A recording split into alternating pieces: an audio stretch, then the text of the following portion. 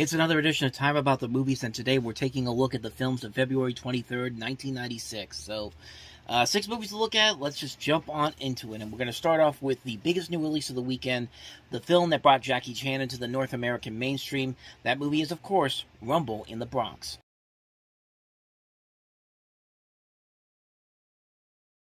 So like I said, Rumble in the Bronx was the first movie to break Jackie Chan into the mainstream here in North America. Although he had been in a couple of other films here in America before. He was in Cannonball Run. I believe it was just the first movie. He could have been in the second one too, but I know for a fact that he was in the first one. And that was back in 1981, 15 years prior to this. So he's been in some movies here in America before, but this was the movie that broke him into the North American mainstream. This was a film that premiered at the Sundance Film Festival in January. Drew overwhelmingly positive reaction from the crowds there. New Line eventually picked it up, and not but a month later, it was hitting theaters and ended up becoming the #1 movie in the country back at that time. And it actually was also the most profitable film of 1996 because the film had a budget of $76 million. The film made $76 million worldwide on a budget of $13 million, $7.5 to $13 million, and it made it the most profitable film back then in that particular year. And you can kind of see why. It's the film that, like I said, brought Jackie Chan into the action genre here in the States. And it is a pretty good film. It's a film that showcases what Jackie Chan can do. Like, this is stuff that he's been doing for a long period of time, and this was a film that was really well done on so many levels. The action is great. The stunt work is very good. Jackie Chan has a lot of charisma and charm that he brings to this role. The plot doesn't really do anything new or different, but honestly, with these type of movies, you can let that slide.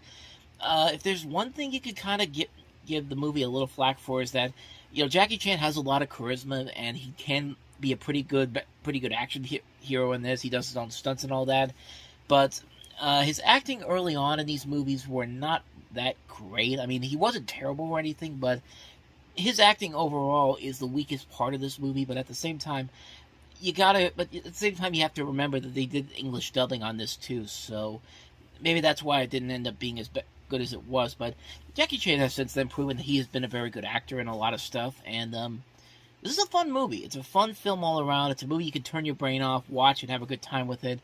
It's a really good film. Rumble in the Bronx, I don't think I need to say anything more about that one. I highly recommend checking it out if you haven't seen it. So, let's move on to the next movie, one you probably never even heard of, with Meryl Streep and Liam Neeson, and that is Before and After.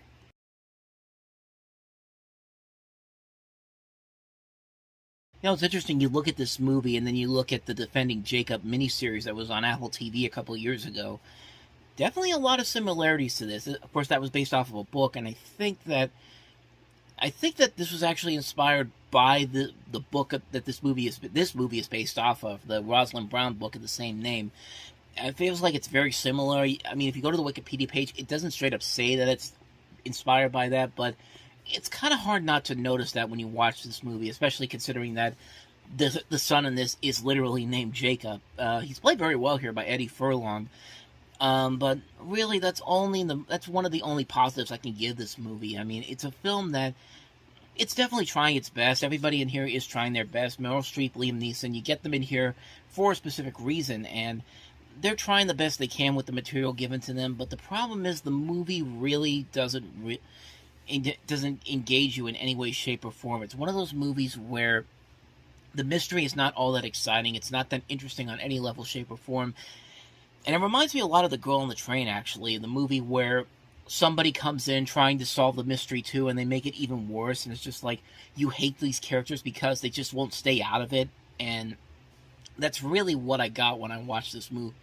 It felt like a film where if Meryl Streep and Liam Neeson would have just backed off, let the investigation take over, and maybe this wouldn't have turned out to be as big of a deal as they make it out to be, because they create more problems than they do solving the problems in this movie. It's just like, you don't like anybody in this movie whatsoever. You have no sympathy for these people at all. Like, these are not well-written characters at all. And this is by Barbara Schroeder, who had done Reversal of Fortune and Single White Female and Kiss of Death before this.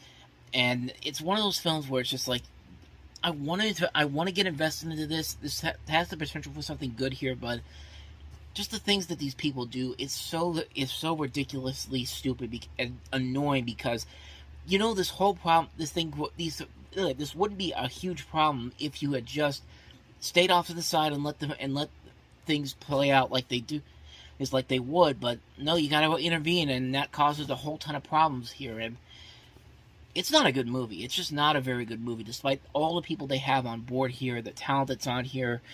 It's not a good film at all. It's a really, really lackluster film. It's not an engaging mystery. You hate the people involved in this, and it's just not enjoyable in any way, shape, or form. It's a really terrible film. Yeah, that's before and after. So let's move on to the next movie, and that is Julia Roberts and John Malkovich starring in Mary Riley. How do you make an adaptation of Dr. Jekyll and Mr. Hyde starring John Malkovich be as boring as this movie is? I mean, I'm not even sugarcoating it. This is a boring movie. I mean, you got John Malkovich, who's been known to play these great over-the-top roles in his career. You have him cast as Dr. Jekyll and Mr. Hyde. I mean, how can you possibly screw that up and make it one of the most boring characters you will ever see? And Julia Roberts, this is one of her few misfires in her career at this point. Like, she did not pick a lot of bad movies up to this point, but this is definitely the worst one she's picked so far. And it's a shame, too, because not only that, you've got a lot of people who were working on Dangerous Liaisons. Stephen Frears, the director of this. Christopher Hampton, the writer of this. John Malkovich, of course, was in there. So was Glenn Close, who's also in this. The pieces are there, and Columbia Pictures had actually done a couple, and Sony, I should say, Columbia, TriStar, Sony, they're all pretty much the same. But what I'm trying to say here is that they had done successful modern interpretations of these classic monster movies. I mean, they did a great period piece with Bram Stoker's Dracula. They did a great one with Mary Shelley's Frankenstein. They did a great modernized Wolfman movie with Wolf with Jack Nicholson. They could do stuff like this, but unfortunately the movie itself is just so boring. There's just nothing about this movie that works whatsoever. And it's a shame, too, because you get John Malkovich in here, a guy who was perfect to be cast as Jekyll and Hyde. He could play these roles really well, but here he's just not given any material to work with here. And the movie's that he's not even the main focus of the movie. It's basically following the maid of Dr. Jekyll, and unless you're going to do something incredible with that character, then there's no reason to do this movie whatsoever. I don't care if you have Julia Roberts in here. I don't care if she's one of the big leading actresses is working today, and you need her to be your big star for this film. If you're not going to do anything with her that's actually interesting, then don't focus the movie just on her. I mean, she's not an intriguing character in this movie. She's trying her best acting-wise, but it just doesn't work. It's a movie that just, on so many levels, should have been more interesting, should have been more engaging, but it's a bore. It's one of the most boring gothic horror films you will ever see. Maybe one of the worst movies Stephen Frears has ever made. And Stephen Frears was a fantastic director, but this, oh boy, this was a mess. So, that's Mary Riley for you. Will it get any better? Not with our next movie, it won't. Ray Liotta in Unforgettable.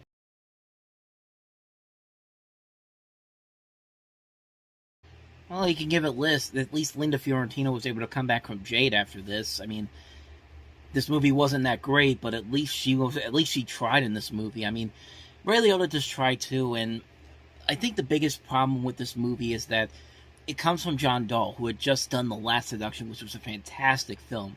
Before that, he did Red Rock West, and his name was growing at this point as a director, and this was a movie that kind of was trying to be...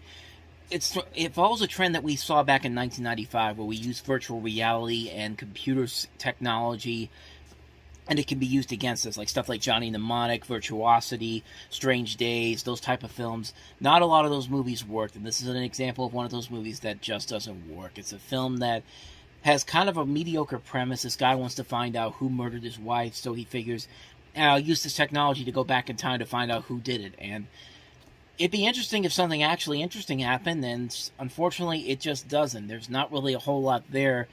And it's probably not a good sign when your trailers for this movie actually use the Nat King Cole song "Unforgettable" in the soundtrack for it. I mean, you could make that work for something like a horror movie or even something like this, but not when you combine it with generic action film music like the ones that like they have in this trailer here, which I can't show because copyright restrictions and all that. But if you look at that trailer, you'll actually know what I'm talking about for this movie. It's just like there's a way to use that song in this type of a film to make it work, and that trailer did not do it any favors. But I mean, give John Dahl some credit though.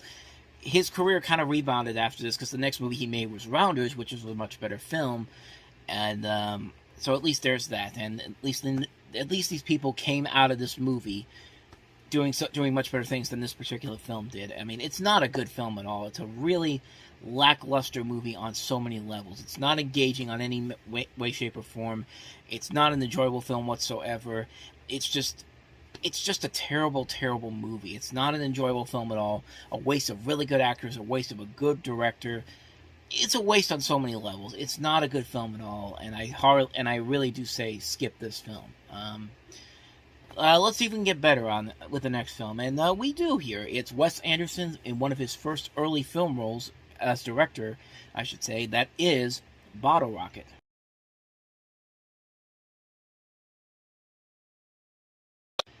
I should have said that this was his first movie as a director because this was his feature directorial debut.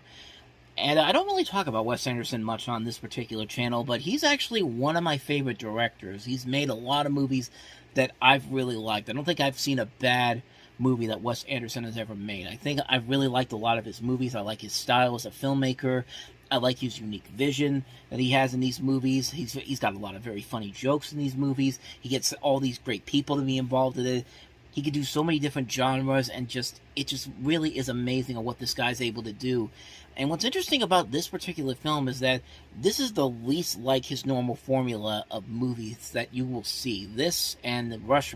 This is a movie that feels very Wes Anderson-like, but it feels like you could definitely see the signs of what he would eventually do later on down the road. And it is a really solid film. It's a great film overall, a great heist film. Great action all around, great comedy all around, a strong cast that includes Owen Wilson, Luke Wilson, James Caan. It's a fresh take on a heist movie. It's a very well-made film. It's a very engaging film. It's a visually pleasing film, a very funny film overall. It's just an incredible movie, and I really cannot recommend it enough. If you love Wes Anderson's previous works, you need to see his first movie because you will love that just as much. And that's all I really got to say. Check out Bottle Rocket. So, with that said, let's move on to the last film, and that is the documentary Anne Frank Remembers.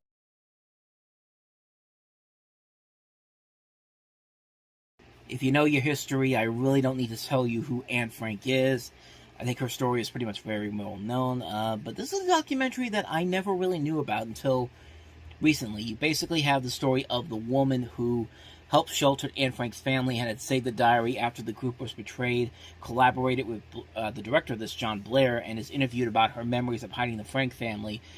And the director also uses interviews with other people, Anne Frank's friends, uses archived interviews of Otto Frank to retell Anne's story, and it also includes the first meeting between Miep Gies, who's the woman that I was talking about earlier, and Werner Peter Pfeffer, the son of Fritz Pfeffer, who is Albert Dussel in the diary, who died 2 months after the filming of this movie. In a moving scene as it happens, you have this tearful Pfeiffer offering Vila Dank, many thanks in German, to Gies for her efforts to save her father. And that I took that off of Wikipedia because I've never seen this documentary before. But it sounds like a very engaging documentary. You've got narration by Kenneth Branagh. Glenn Close reads excerpts from the diary.